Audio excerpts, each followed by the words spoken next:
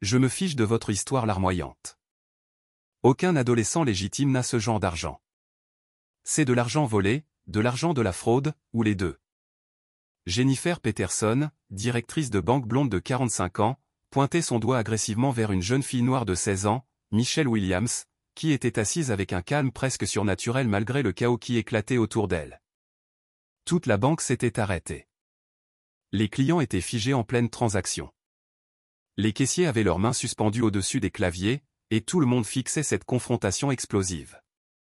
Mais Michelle se leva lentement, ses mouvements délibérés et contrôlés, et dit d'une voix qui traversa tout le bruit, « Madame Peterson, vous devez vous arrêter de parler tout de suite. » On aurait pu penser que cela aurait suffi à faire hésiter Jennifer, à lui faire reconsidérer son approche, mais non. Au lieu de cela, elle explosa absolument, « Vous me prenez pour une idiote ? J'ai vu toutes les arnaques possibles et imaginables. J'appelle le FBI. » Jennifer se retourna pour faire face à son personnel. Son visage laissait lire la fureur, aucun adolescent légitime ne se promène avec 15 000 $ à moins que ce ne soit de l'argent volé ou des stratagèmes de fraude. Les membres du personnel acquiesçaient. Les clients sortaient leur téléphone pour filmer. Jennifer était grisée par ce qu'elle croyait être son moment de triomphe. Elle était convaincue qu'elle allait devenir l'héroïne qui avait sauvé la banque d'une génie criminelle adolescente. Puis, comme invoqué par ses propres paroles, 2 agents du FBI franchirent les portes vitrées de la First National Bank. Les yeux de Jennifer s'illuminèrent de justification. Elle s'avança avec assurance vers eux, pointant du doigt Michelle. « Officier, je l'ai prise en flagrant délit avec de l'argent volé. » L'agent Rodriguez, un homme grand en costume bleu marine impeccable, jeta un coup d'œil à Michelle Williams. Puis quelque chose d'absolument impossible se produisit, quelque chose qui fit que chaque personne dans cette banque remit en question tout ce qu'elle pensait savoir de cette situation. La banque entière devint un silence de mort. On aurait pu entendre une mouche voler. Le visage de Jennifer Peterson se vida de toute couleur alors qu'elle fixait la scène, sous le choc. Mais voici ce qui m'a absolument stupéfié dans cette histoire, et ce qui devrait vous stupéfier aussi. Pourquoi 2 agents du FBI étaient-ils sidérés de parler à une adolescente ? Qu'est-ce que Jennifer Peterson ignorait exactement à propos de Michelle Williams qui était sur le point de bouleverser complètement toute cette situation ?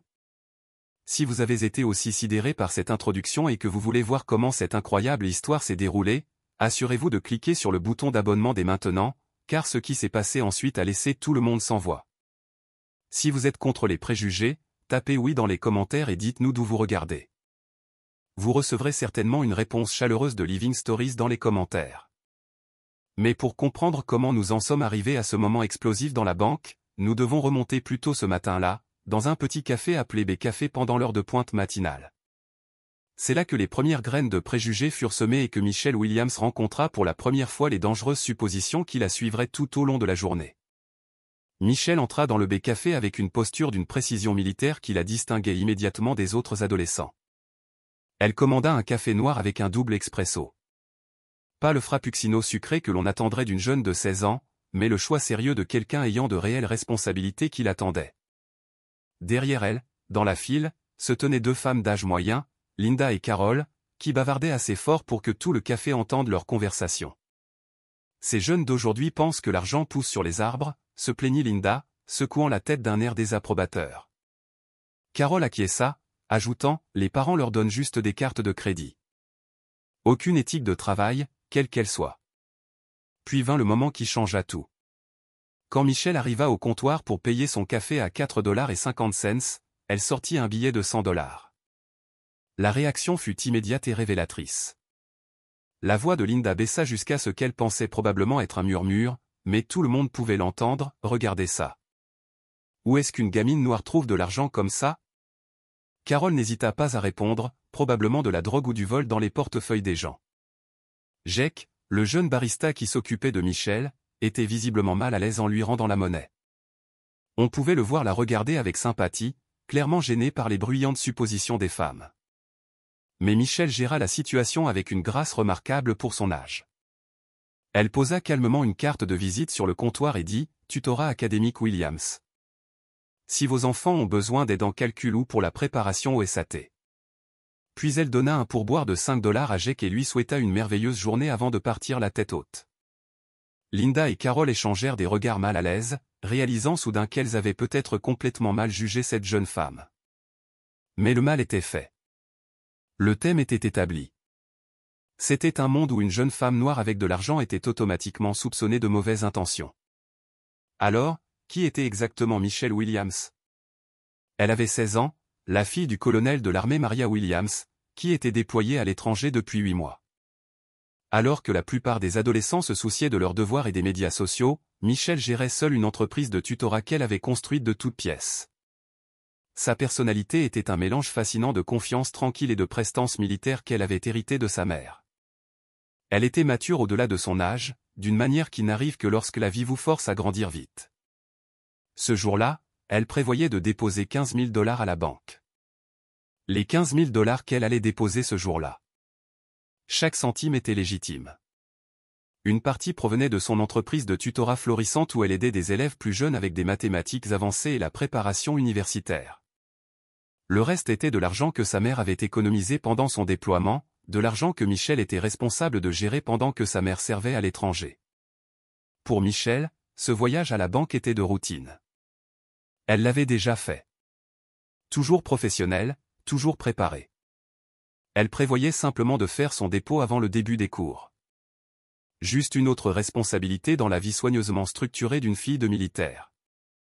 Mais la banque dans laquelle elle entrait était remplie de gens qui feraient paraître les femmes du café ouvertes d'esprit en comparaison.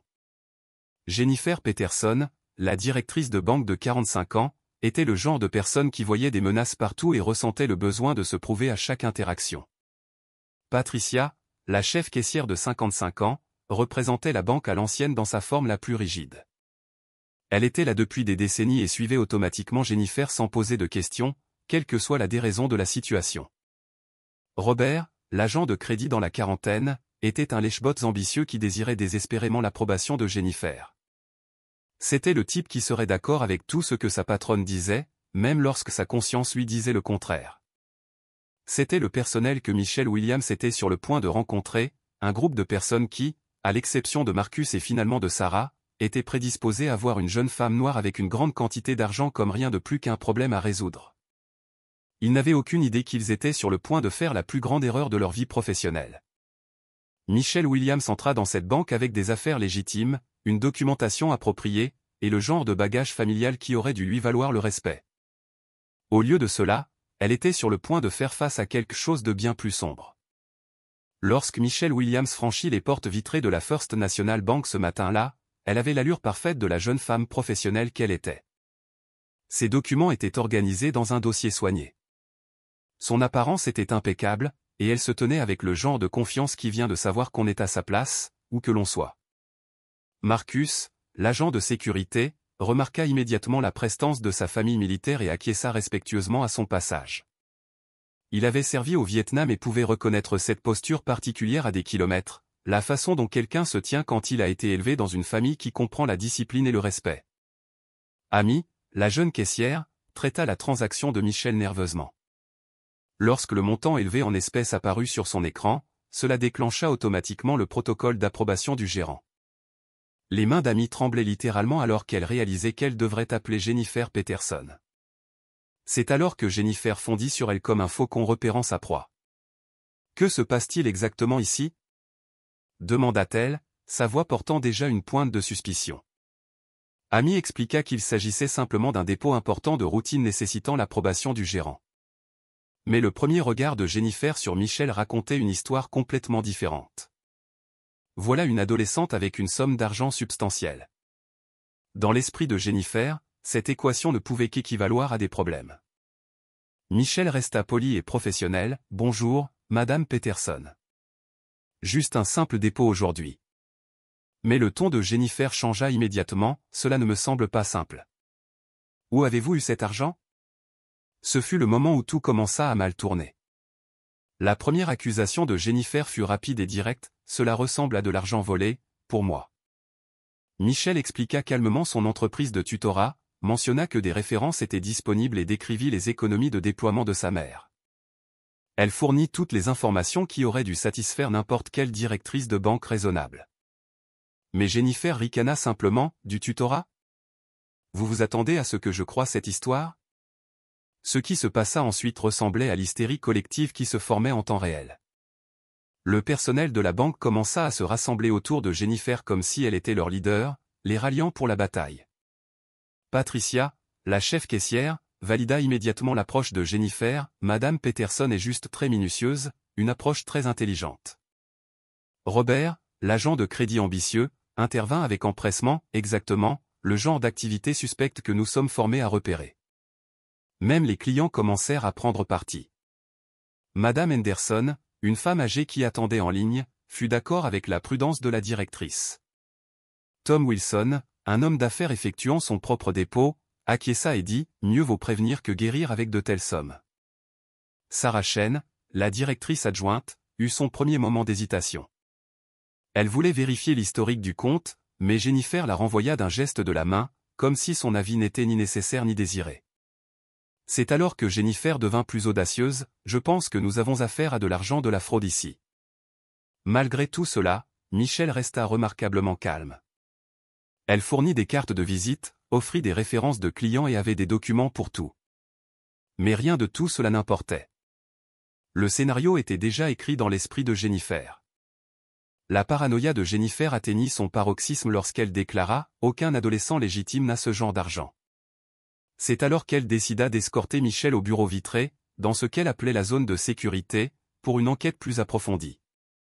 La validation du personnel s'intensifia à un degré presque effrayant. Patricia, forte de ses 20 ans d'expérience, annonça « En 20 ans, l'argent légitime ne ressemble pas à ça ». Robert, pour ne pas être en reste, ajouta « L'attitude, l'argent liquide, l'histoire élaborée, des schémas de fraude classiques ». Même les clients se sentirent en droit de donner leur avis. Quelqu'un fit remarquer que les enfants devraient être accompagnés de leurs parents pour les transactions importantes. Le buzz des médias sociaux commençait aussi. Amy filmait secrètement des parties de l'interaction, et les premiers commentaires soutenaient toutes les actions de la directrice. La confiance de Jennifer montait en flèche. Elle croyait sincèrement être l'héroïne de cette histoire. « Je protège la réputation de cette banque et nos clients », déclara-t-elle à quiconque voulait l'entendre. Mais voici ce qui était absolument remarquable chez Michelle Williams à ce moment-là. Malgré qu'elle ait été isolée, accusée et humiliée devant une pièce pleine de monde, elle conserva sa dignité tranquille. Quand un autre client fut bouleversé par toute l'agitation, Michelle prit même le temps de l'aider à se calmer. Pensez un instant. Elle était accusée de crimes qu'elle n'avait pas commis, et elle aidait toujours les autres. Pendant ce temps, Sarah Chen faisait une découverte qui aurait dû tout changer.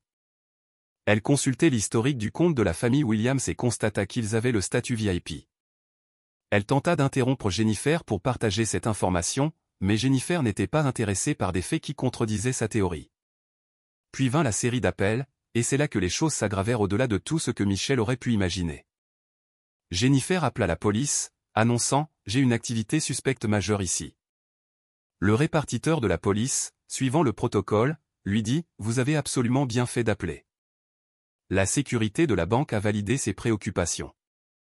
C'est un exemple parfait de ce qu'il faut surveiller. Chaque validation rendait Jennifer dramatiquement plus audacieuse. « C'est de l'argent volé, de l'argent de la fraude, ou les deux », proclama-t-elle à toute la banque. C'est alors que Michelle lança enfin son premier avertissement clair, « Madame Peterson, vous devez faire très attention à ce que vous dites. » On aurait pu penser que cela aurait fait hésiter Jennifer. Au lieu de cela, elle explosa absolument, « Ne me menacez pas. Je sais exactement ce que je vois ici. » Le personnel redoubla d'ardeur, offrant un soutien plus vocal à ce qu'il considérait comme la position courageuse de Jennifer contre la criminalité adolescente. Marcus, l'agent de sécurité, était de plus en plus mal à l'aise. Son instinct lui disait que quelque chose n'allait pas du tout, mais la hiérarchie l'empêchait d'intervenir. C'est alors que Jennifer prit la décision qui allait sceller son destin. Elle exigea de vrais professionnels des forces de l'ordre et appela le FBI. Tandis que tout ce chaos tourbillonnait autour d'elle, Michelle envoya discrètement un message texte à un contact inconnu. Personne ne prêta attention à ce qui semblait être une adolescente qui écrivait à un ami, mais ce simple texte était sur le point de tout changer.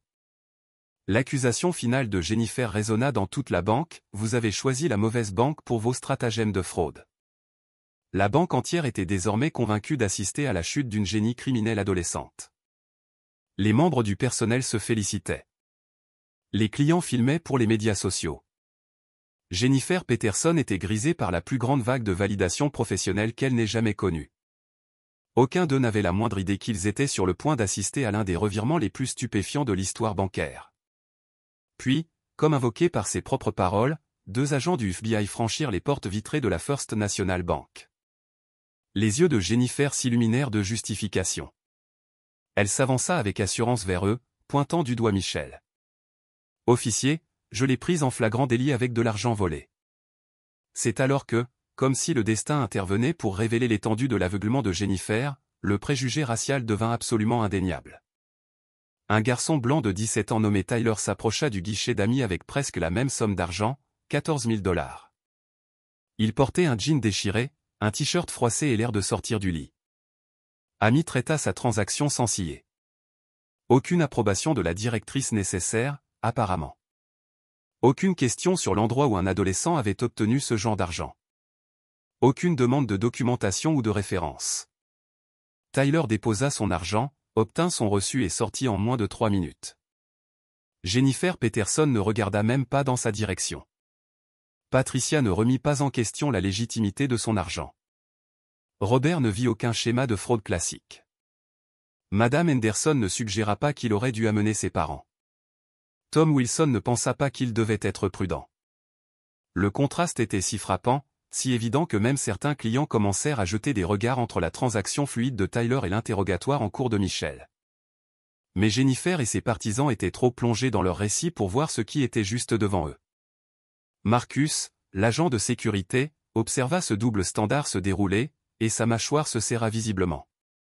Il avait assez vu de discrimination dans sa vie pour la reconnaître immédiatement. Mais le protocole lui liait toujours les mains. Sarah Chen le vit aussi. Elle regarda Tyler partir sans une seule question pendant que Michel était isolé dans le bureau vitré, et quelque chose se déclencha dans son esprit sur à quel point toute cette situation était devenue fausse. Mais Jennifer Peterson, elle était trop occupée à se préparer à l'arrivée du FBI pour remarquer qu'elle venait d'exposer ses propres préjugés aux yeux de tous. Si vous vous dites que cette histoire ne peut pas devenir plus intense, assurez-vous de vous abonner dès maintenant, car ce qui s'est passé quand ces agents du FBI ont franchi cette porte dépassait tout ce que quiconque dans cette banque aurait pu imaginer. Lorsque l'appel au FBI fut confirmé, Jennifer Peterson ressentit une vague de validation sans précédent dans sa carrière bancaire. C'était son moment de triomphe ultime, sa justification pour chaque décision qu'elle avait prise tout au long de cette confrontation.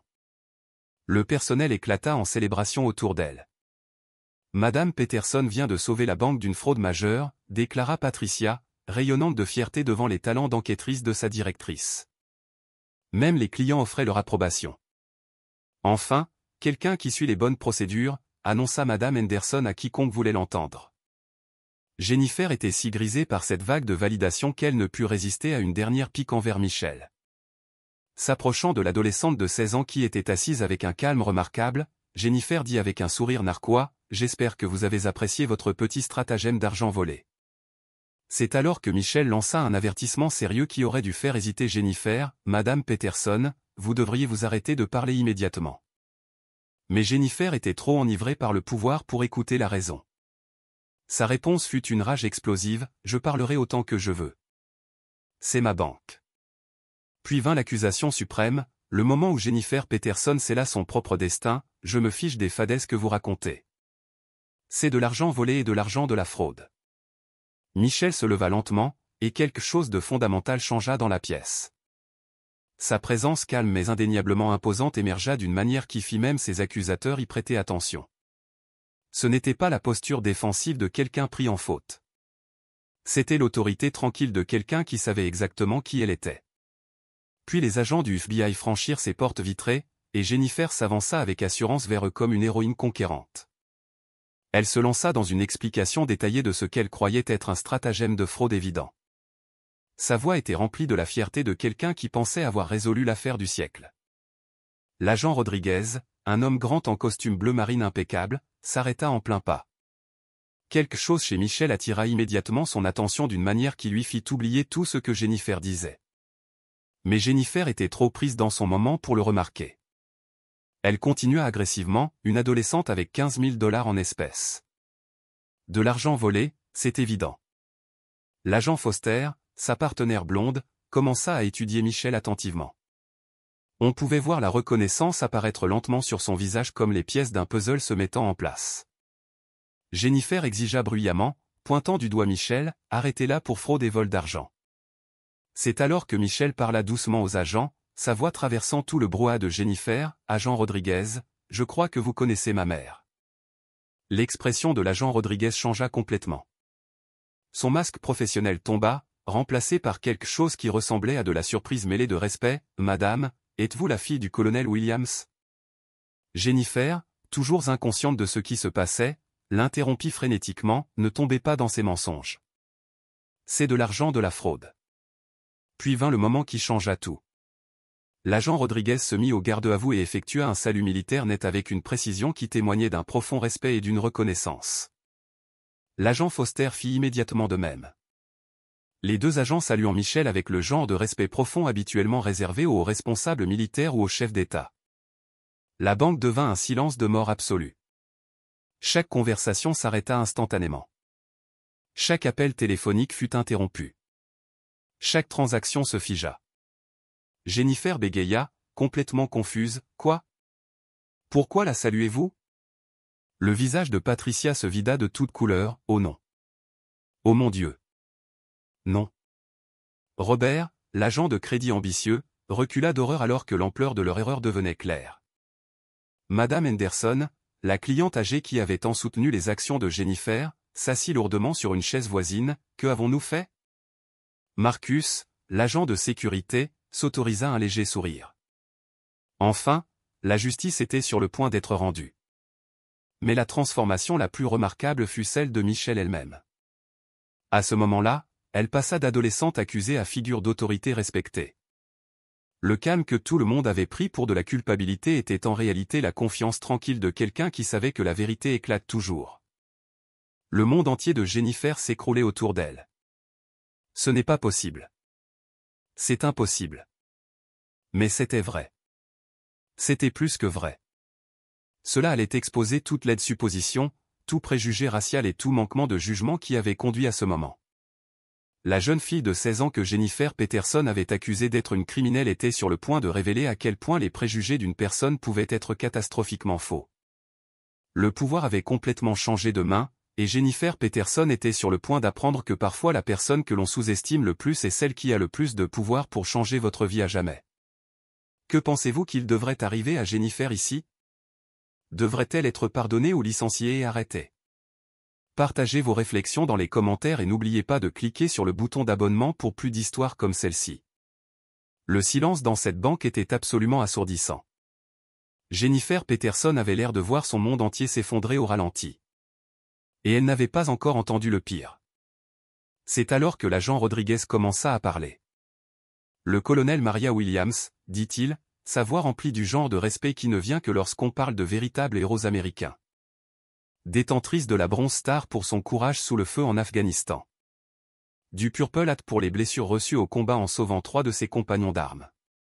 Elle sert actuellement à l'étranger dans le cadre d'une force opérationnelle conjointe militaire FBI qui a permis à ce pays d'économiser des millions de dollars en arrêtant les crimes financiers avant qu'ils ne se produisent. Le visage de Jennifer passa de pâle à blanc comme un fantôme. On pouvait la voir essayer de traiter cette information, d'essayer de la faire correspondre au récit qu'elle s'était créé dans son esprit selon lequel Michel était une criminelle adolescente. Mais l'agent Rodriguez n'avait pas fini. Loin de là.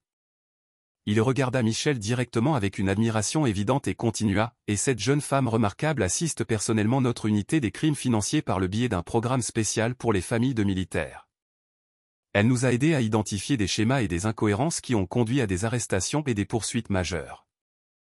Ses compétences analytiques sont si aiguisées que nos équipes demandent spécifiquement son avis sur des cas complexes. » L'impact de ces mots frappa la banque comme une force physique. Patricia, la chef caissière, s'exclama à voix haute. Robert, l'agent de crédit, recula de plusieurs pas comme s'il avait été giflé. Les jambes de Jennifer semblaient pouvoir céder complètement. « Non, non, ce n'est pas possible, » murmura-t-elle, sa voix à peine audible. Mais alors, l'agent Foster asséna ce qui fut essentiellement le coup de grâce qui mit fin à la carrière de Jennifer Peterson pour toujours. La famille Williams est actionnaire majoritaire de cette banque. Ils sont des clients fidèles et des soutiens de la communauté depuis plus de 10 ans. Le colonel Williams a personnellement recommandé cette banque à des dizaines de familles de militaires en raison de la confiance et du respect qu'elle croyait qu'il montrait aux membres des forces armées. Le mot « croyait » resta suspendu dans l'air comme une épée sur le point de tomber. C'est alors que se produisit quelque chose qui n'arrive probablement qu'une fois dans une vie. Quelque chose de si inattendu que cela ressemblait à une scène de film se déroulant en temps réel.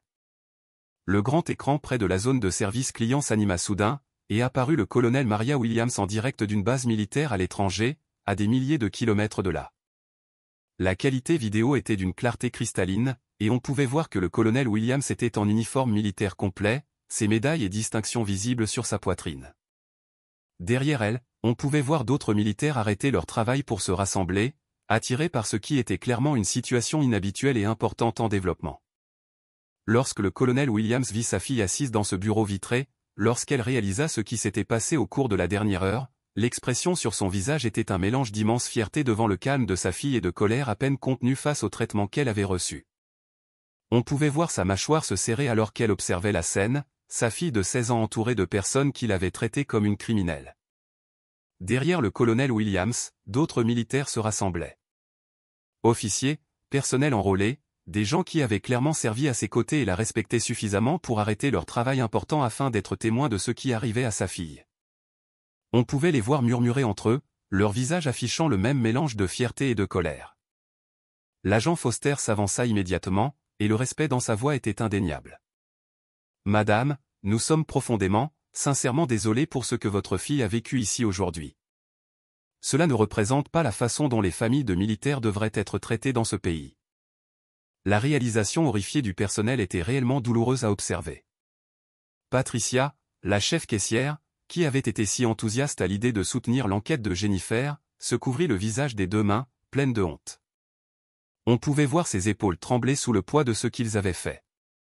Robert, l'agent de crédit ambitieux qui avait si impatiemment sauté dans le wagon des accusations, recula du groupe comme s'il essayait de disparaître complètement.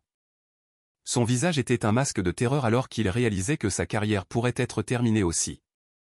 Les clients qui avaient été si vocaux dans leur soutien s'affairaient tout aussi désespérément. Tom Wilson essayait frénétiquement de supprimer les publications sur les médias sociaux où il avait loué la minutie de la directrice de la banque, ses doigts s'affairant sur l'écran de son téléphone. Madame Henderson avait l'air de vouloir ramper sous un rocher et disparaître à jamais. Sa confiance précédente s'était complètement évaporée. Mais voici ce qui était absolument remarquable dans toute cette situation. Michelle Williams conserva cette même autorité calme qu'elle avait montrée tout au long de ce calvaire. Même avec des agents du FBI qui s'excusaient auprès d'elle, même avec sa mère apparaissant à l'écran, même avec la disculpation complète de tout ce qu'elle avait dit, elle ne se vanta pas. Elle ne perdit pas son calme. Elle n'éleva même pas la voix.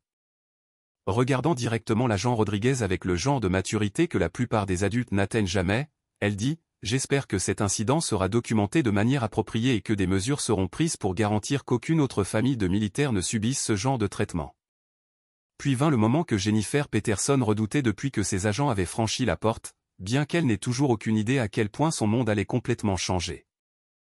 Michelle fouilla dans son sac à dos avec des mouvements délibérés et contrôlés et en sortit une carte de visite.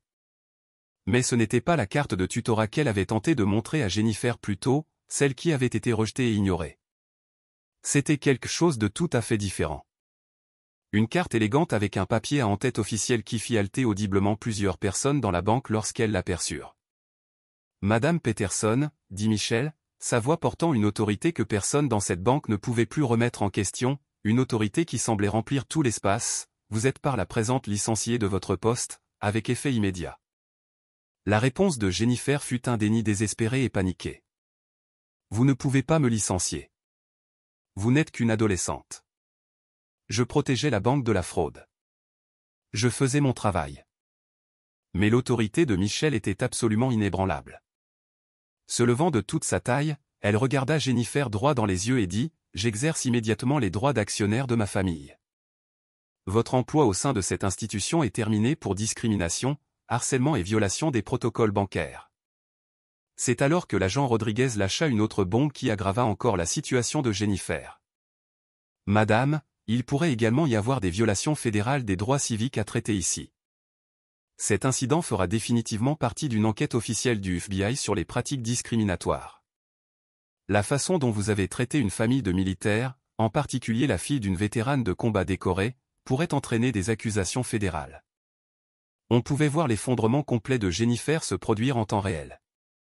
Ce n'était pas seulement de l'embarras ou de la frustration. C'était la destruction complète de tout ce qu'elle pensait savoir d'elle-même et de sa carrière. La réalisation que sa carrière n'était pas seulement endommagée, que ce n'était pas seulement une mauvaise journée au travail, mais qu'elle était détruite pour toujours, la frappa comme un coup physique. Tout ce pourquoi elle avait travaillé au cours des 20 dernières années, chaque relation professionnelle qu'elle avait construite, chaque opportunité future dans le secteur bancaire, tout cela était parti parce qu'elle avait laissé ses préjugés obscurcir son jugement. L'agitation du personnel était presque aussi pathétique que le déni de Jennifer. Patricia et Robert essayaient désespérément de se distancer de l'enquête qu'ils avaient si enthousiastement soutenue quelques minutes plus tôt. On pouvait les voir chuchoter entre eux, essayant probablement de comprendre comment sauver leur propre carrière. Mais alors quelque chose d'absolument magnifique se produisit, quelque chose qui restaura un peu la foi en la nature humaine après avoir assisté à un tel comportement laid. Sarah Chen, la directrice adjointe qui avait tenté à plusieurs reprises de vérifier l'historique du compte de la famille Williams, retrouva enfin sa voix. Elle s'avança, ses mains tremblant légèrement, mais sa voix claire et forte. J'ai tenté à plusieurs reprises de dire à Madame Peterson de vérifier le compte de la famille Williams. Ils sont clients VIP depuis des années. J'ai été témoin de tout ce qui s'est passé ici aujourd'hui, et je peux confirmer que Madame Peterson a ignoré les protocoles appropriés et a traité cette cliente avec une discrimination inacceptable. Marcus, l'agent de sécurité qui avait été contraint d'assister à cette injustice se dérouler en raison de la hiérarchie et du protocole, s'avança ensuite. J'ai tout sur les caméras de sécurité. Chaque mot, chaque accusation, chaque moment de manque de respect. Je suis dans ce métier depuis 40 ans, et je n'ai jamais rien vu de tel. Même Amy, la jeune caissière qui avait été complètement intimidée par le style de gestion agressif de Jennifer tout au long de ce calvaire, trouva son courage. J'ai aussi enregistré une partie sur mon téléphone. Je savais que quelque chose n'allait pas, mais j'avais trop peur de parler. Je suis désolé de ne pas avoir fait plus pour aider. Le départ de Jennifer Peterson de cette banque fut rien de moins que complètement humiliant. Le personnel de sécurité dut l'escorter dehors tandis que les clients regardaient et filmaient, beaucoup d'entre eux publiant des vidéos sur les médias sociaux en temps réel. Sa carrière bancaire était terminée, et tout le monde dans ce bâtiment le savait. Mais plus que cela, sa réputation dans la communauté fut détruite. La nouvelle se répandrait rapidement sur ce qui s'était passé, et elle deviendrait connue comme la femme qui avait discriminé une famille de militaires. Mais voilà, l'histoire n'était pas encore terminée. Car pendant que tout ce drame se déroulait, pendant que Jennifer était licenciée et escortée dehors, quelque chose d'autre se produisait qui allait mettre le dernier clou dans le cercueil de ses suppositions préjudiciables et révéler à quel point elle s'était trompée sur tout. Vous vous souvenez de Tyler, le garçon blanc de 17 ans qui était entré dans la banque pendant l'interrogatoire de Michelle et avait déposé 14 000 $ sans qu'on lui pose une seule question. L'adolescent qui portait un jean déchiré et un t-shirt froissé, qui avait l'air de sortir du lit, qui avait traité sa transaction en moins de 3 minutes alors que Michelle était traitée comme une criminelle. Eh bien, il s'est avéré que le FBI n'était pas seulement là à cause de l'appel paniqué de Jennifer concernant Michelle. Ils étaient également en train de suivre de l'argent volé lors d'un vol majeur dans un magasin d'électronique local qui avait eu lieu 3 jours plus tôt. Les voleurs étaient partis avec près de 50 000 $ en espèces du coffre-fort du magasin, et le FBI avait suivi la trace de l'argent à travers divers dépôts bancaires.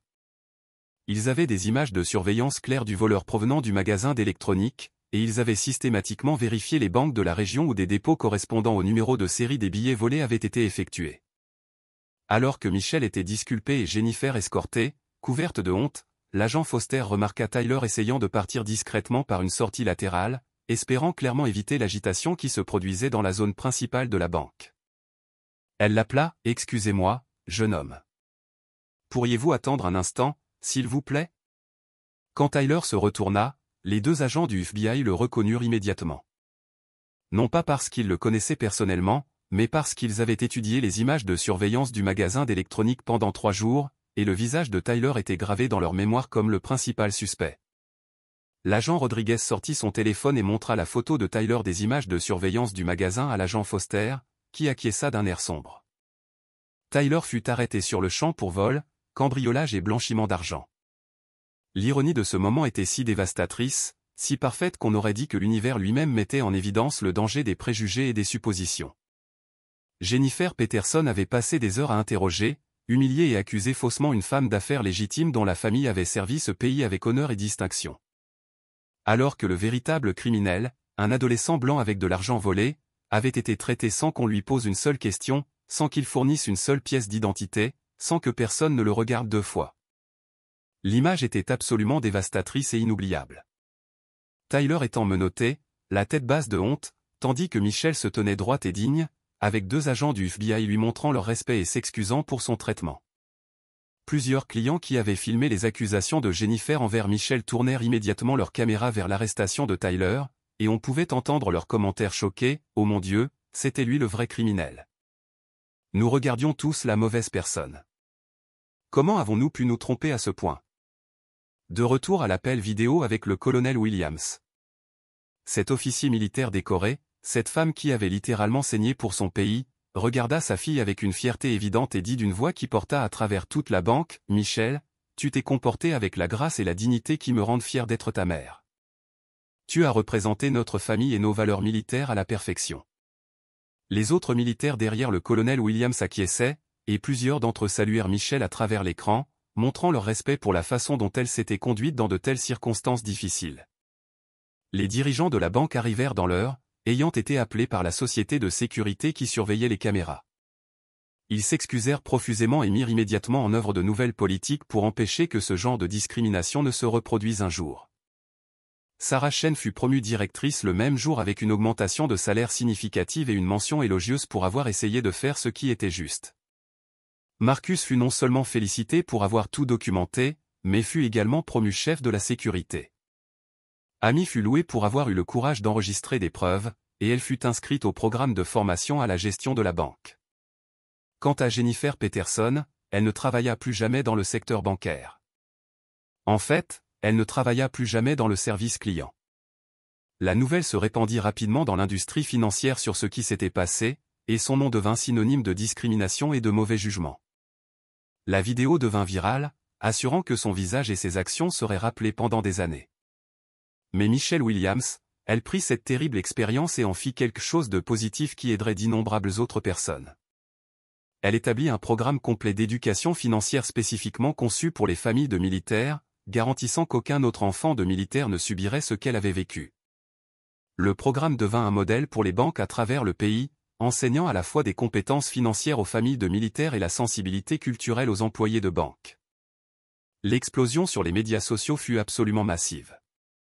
Les vidéos devinrent virales en quelques heures, déclenchant des conversations sur les préjugés inconscients, le traitement des familles de militaires et le danger de faire des suppositions basées sur l'apparence, l'âge ou la race. Les médias reprirent l'histoire, et elle devint une étude de cas dans les écoles de commerce et les programmes de formation à la diversité. De grandes entreprises contactèrent Michelle, lui offrant des stages et des bourses. Des universités lui envoyèrent des lettres de recrutement. L'entreprise de tutorat que Jennifer avait rejetée comme fausse devint si florissante que Michelle dut embaucher des tuteurs supplémentaires pour gérer toutes les demandes. Mais la partie la plus puissante de toute cette histoire fut peut-être la réponse de Michelle lorsqu'un journaliste lui demanda ce qu'elle ressentait à propos du licenciement de Jennifer et de la destruction de sa carrière. Michelle regarda directement la caméra et dit « J'espère que cela deviendra un moment d'apprentissage pour toutes les personnes impliquées. Les préjugés blessent non seulement la victime, mais aussi la personne qui les nourrit. Madame Peterson a perdu sa carrière parce qu'elle n'a pas pu voir au-delà de ses suppositions. J'espère que d'autres personnes apprendront de son erreur et choisiront de traiter tout le monde avec dignité et respect, quel que soit leur âge, leur race ou leur apparence. » Ce niveau de maturité, de grâce et de sagesse de la part d'une jeune fille de 16 ans qui venait d'être faussement accusée d'être une criminelle était absolument remarquable. L'histoire ne s'arrêta cependant pas là. 6 mois plus tard, Michelle fut invitée à prendre la parole lors de conférences bancaires sur son expérience. 1 an plus tard, elle reçut une bourse d'études complète pour étudier le commerce et la finance dans n'importe quelle université de son choix. 2 ans plus tard, le programme de formation anti-discrimination inspiré par son expérience fut mis en œuvre dans plus de 3000 banques à l'échelle nationale. Jennifer Peterson, quant à elle, déménagea dans un autre État et accepta un poste d'agent de sécurité de nuit, vivant toujours avec les conséquences d'avoir laissé ses préjugés détruire sa carrière et sa réputation. Si cette histoire vous a ouvert les yeux sur le pouvoir des préjugés inconscients et l'importance de traiter tout le monde avec dignité, quel que soit leur âge, leur race ou leur apparence, cliquez sur le bouton d'abonnement dès maintenant, car des histoires comme celle-ci doivent être racontées, partagées et rappelées. Ce qui se passa ensuite ressembla à une entreprise entrant en mode de crise totale en temps réel. Moins de 30 minutes après l'arrestation de Tyler et le licenciement de Jennifer, 3 berlines noires s'arrêtèrent devant la First National Bank. En sortirent les plus hauts dirigeants de la banque, y compris le président régional, le chef de la communication d'entreprise et toute une équipe d'avocats qui semblait avoir été tirés de dîners très coûteux. Ce n'était pas n'importe quel dirigeant. C'étaient les personnes qui contrôlaient la réputation de la banque, le prix de ses actions et ses relations avec les grands clients institutionnels. Ils entrèrent dans cette banque en sachant qu'ils faisaient face à un cauchemar de relations publiques qui pourrait coûter des millions de dollars à l'entreprise et détruire des relations qu'ils avaient passé des décennies à construire. La première chose qu'ils firent fut d'approcher Michelle et le colonel Williams, qui étaient toujours en appel vidéo depuis l'étranger. Le président régional, un homme d'une 60aine d'années qui n'avait probablement jamais personnellement présenté ses excuses à un client de toute sa carrière, parla directement à l'écran. « Colonel Williams, au nom de la First National Bank, je vous offre, avouez à votre fille, nos excuses les plus profondes et sincères. Ce qui s'est passé ici aujourd'hui est complètement inacceptable et ne représente pas les valeurs de notre institution. » Mais les dirigeants savaient que des excuses privées ne suffiraient pas. Car pendant qu'ils faisaient leurs appels de gestion des crises, quelque chose d'extraordinaire se produisait sur les médias sociaux, complètement hors de leur contrôle. Les vidéos que les clients avaient prises explosaient sur toutes les plateformes imaginables, TikTok, Instagram, Twitter, Facebook, YouTube. Partout où l'on regardait, les gens partageaient des images des accusations de Jennifer, des réponses calmes de Michelle, du moment du salut du FBI et de l'arrestation de Tyler. Les hashtags Michelle Williams, Banking While Black, Military Family, et Justice Served étaient en vogue à l'échelle nationale en quelques heures. Mais ce n'était pas un simple buzz aléatoire sur les médias sociaux. C'était une indignation publique massive de personnes qui se reconnaissaient ou reconnaissaient leurs propres enfants dans la situation de Michelle. Des parents partageaient les vidéos avec des commentaires comme « Cela aurait pu être ma fille ». Des familles de militaires exprimaient leur colère qu'un enfant de militaire ait été traité de cette manière. De jeunes entrepreneurs parlaient de la façon dont ils avaient été confrontés à une discrimination similaire. Les chiffres étaient stupéfiants. La vidéo principale des accusations de Jennifer avait plus de 2 millions de vues au cours des 6 premières heures. Le moment du salut du FBI avait été partagé plus de 500 000 fois. Les images de l'arrestation de Tyler étaient utilisées dans les discussions sur le profilage racial et les préjugés inconscients. Les médias commencèrent à reprendre l'histoire. Les chaînes de télévision locales arrivèrent à la banque en quelques heures. Les chaînes nationales appelaient pour des interviews. Les émissions d'information câblées utilisaient les images comme exemple de discrimination dans la vie quotidienne. L'histoire devenait bien plus grande qu'un simple incident dans une seule banque. Mais la réponse la plus puissante vint peut-être de la communauté locale, en particulier des familles de militaires qui avaient fréquenté la First National Bank pendant des années. La nouvelle se répandit rapidement dans la base militaire sur ce qui était arrivé à la fille du colonel Williams, et la réponse fut immédiate et accablante. Les familles de militaires commencèrent à se présenter à la banque, non pas pour causer des problèmes, mais pour montrer leur soutien à Michelle et exprimer leur déception quant à la façon dont elle avait été traitée. Des vétérans en uniforme se tenaient silencieusement devant la banque, brandissant des pancartes qui disaient « Nous sommes avec Michelle » et « Les familles de militaires méritent le respect ». La vue de ces vétérans, des gens qui avaient servi leur pays et mis leur vie en jeu pour la liberté, manifestant pacifiquement devant une banque en raison de la façon dont la fille d'un compagnon d'armes avait été traitée, était incroyablement puissante. Les chaînes d'information locales filmèrent le rassemblement, et ces images devinrent virales aussi. À l'intérieur de la banque, les dirigeants travaillaient frénétiquement pour contenir les dégâts. Ils savaient qu'ils devaient agir rapidement et de manière décisive pour montrer qu'ils prenaient cette situation au sérieux. Sarah Chen, qui avait tenté à plusieurs reprises de prévenir Jennifer du statut VIP de la famille Williams, fut immédiatement promue directrice par intérim. Les dirigeants ne lui donnèrent pas seulement l'ancien poste de Jennifer. Ils lui accordèrent une augmentation de salaire significative, une mention élogieuse publique pour avoir essayé de faire ce qui était juste, et pleine autorité pour mettre en œuvre les changements qu'elle jugerait nécessaires pour prévenir de futurs incidents. Le premier acte de Sarah en tant que directrice fut de s'excuser personnellement auprès de Michel et de l'assurer que la banque ferait tout son possible pour regagner la confiance de sa famille. Son deuxième acte fut de commencer immédiatement à élaborer de nouvelles politiques qui empêcheraient ce genre de discrimination de se reproduire. Les nouvelles politiques étaient complètes et de grande portée, une formation obligatoire sur les préjugés pour tous les employés, pas seulement un cours rapide en ligne, mais une éducation intensive et continue sur les préjugés inconscients et la sensibilité culturelle. Un nouveau système de signalement des discriminations qui permettrait aux employés de signaler leurs préoccupations sans crainte de représailles. Des audits réguliers des interactions avec les clients pour identifier les schémas de comportement discriminatoire. Et surtout, un nouveau protocole qui exigeait des directeurs de vérifier l'historique du compte client avant de faire des accusations ou de prendre des mesures inhabituelles. Mais ces changements de politique ne se produisaient pas seulement dans une seule agence. Les dirigeants d'entreprises de la banque, désespérés de montrer qu'ils prenaient la situation au sérieux, annoncèrent que les nouvelles politiques seraient mises en œuvre dans toutes les succursales du pays. Ils utilisaient essentiellement l'expérience de Michel pour réviser entièrement leur approche du service client et de la formation des employés. Marcus, l'agent de sécurité, qui avait tout documenté et reconnu l'injustice dès le début, fut non seulement félicité, mais fut promu chef de la sécurité pour toute la région. Les dirigeants reconnurent que ses 40 ans d'expérience et son courage moral faisaient de lui exactement le genre de personne dont ils avaient besoin en leadership. Amy, la jeune caissière qui avait été intimidée par Jennifer, mais avait tout de même trouvé le courage d'enregistrer des preuves, fut inscrite au programme de formation à la gestion de la banque avec une bourse d'études complète. Les dirigeants voulaient s'assurer que les employés qui montraient du courage moral étaient récompensés et développés. Mais ce que Michelle Williams fit ensuite montra un niveau de grâce et de maturité qui laissa tout le monde sans voix. Au lieu de se concentrer sur la vengeance ou la punition, au lieu d'exiger une énorme compensation financière ou d'utiliser sa nouvelle célébrité à des fins personnelles, Michelle annonça qu'elle voulait transformer cette terrible expérience en quelque chose de positif qui aiderait d'autres personnes. Elle proposa d'établir un programme complet d'éducation financière spécifiquement conçu pour les familles de militaires. Le programme enseignerait la planification financière, les stratégies d'investissement, les procédures bancaires et les droits économiques aux membres des forces armées et à leurs familles. Mais plus que cela, il formerait également les employés de banque aux situations financières uniques auxquelles sont confrontées les familles de militaires, les déploiements, les déménagements fréquents, les horaires de pays réguliers et les défis spécifiques de la gestion de l'argent pendant qu'ils servent à l'étranger. Les dirigeants de la banque, toujours en mode de gestion de crise, acceptèrent immédiatement de financer le programme. Mais la vision de Michel était plus grande qu'une seule banque. Elle voulait créer un modèle qui pourrait être mis en œuvre à l'échelle nationale, aidant des milliers de familles de militaires tout en éduquant les institutions financières sur la meilleure façon de servir les personnes qui servent notre pays.